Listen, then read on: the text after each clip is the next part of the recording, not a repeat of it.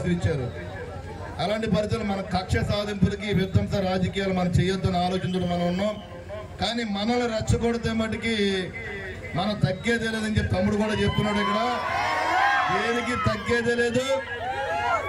ఎవడైనా మనం అనవసరంగా ఎవడి జోలికి వెళ్ళొద్దు.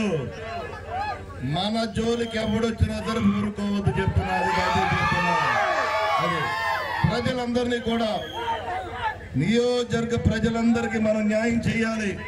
అది ఏ పార్టీ అని కాదు, ప్రజలందరికీ కూడా చేయవలసిన బాధ్యత నాపై ఉంది. కాబట్టి దానికి మీరందరూ కూడా సహకరించాలి. అంటే ఈ వైసీపీ ఎదవలకి ఒక్కొక్కడికి కొవ్వు ఎక్కువైపోయి కొట్టుకున్నారు వాళ్ళు.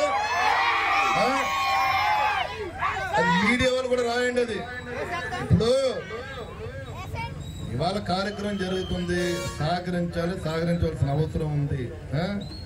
ఇలా ఎక్కువ యాక్ట్ చేస్తే వాళ్ళని ఏ రకంగా తగ్గించే విధంగా మనం చేద్దాం.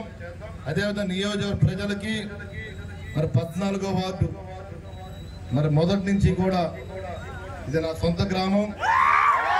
ప్రతి ఒక్కరు కూడా అందరూ కూడా ఇక్కడ నాపై మీరందరూ కూడా ఒక బిడ్డలా నన్ను మరి ప్రేమిస్తూ ప్రతి విషయంలో కూడా మనం ఎప్పుడు అధికారంలో లేకపోయినా మరి వాళ్ళ అధికారంలో రావడానికి మీరు అందరూ సహకరించిన మీ అందరికీ కూడా నిరంతరం మరి మీ బిడ్డలా నేనుండి ఒక సోదర భావంతో మనందరం కలిసి ప్రయాణం చేస్తూ నరసాపురం నియోజకవర్గాన్ని ఎన్నడూ లేని విధంగా ఏదైతే మీరు రాష్ట్ర నియోజకవర్గ చరిత్రలో ఎప్పుడు లేని విధంగా నాకు భారీ మెజార్టీని ఇచ్చారో అదేవిధంగా నియోజకవర్గ చరిత్రలో ఎప్పుడు లేని విధంగా నియోజకవర్గాన్ని అభివృద్ధి పథకాలు ముందుకు తీసుకెళ్తానని చెప్పి ఈ సందర్భంగా మీ అందరికీ తెలియజేసుకుంటూ ప్రతి ఒక్కరికి కూడా నేను రుణపడి ఉంటానని చెప్పి గెలిచారు.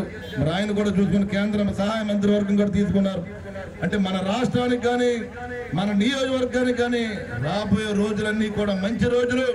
నియోజకవర్గం అన్ని రకాలుగా అభివృద్ధి పథకాలు ముందుకెళ్లే విధంగానే మనందరూ కూడా ముందుకెళ్లాలని చెప్పి దానికి మీరు కూడా సహకరించవలసిన అవసరం ఉందని చెప్పి ప్రతి ఒక్కరికి తెలియజేసుకుంటూ అదే ఎవరైతే వైసీపీ నాయకులు తోక ఆడిస్తే ఊరికి కనుక ఏమీ లేకుండా మధ్యలోకి వస్తే ఎవరిని వదిలేది లేదు, తోక కత్తిరించేస్తానని చెప్పి సందర్భంగా తెలియజేస్తున్నాను.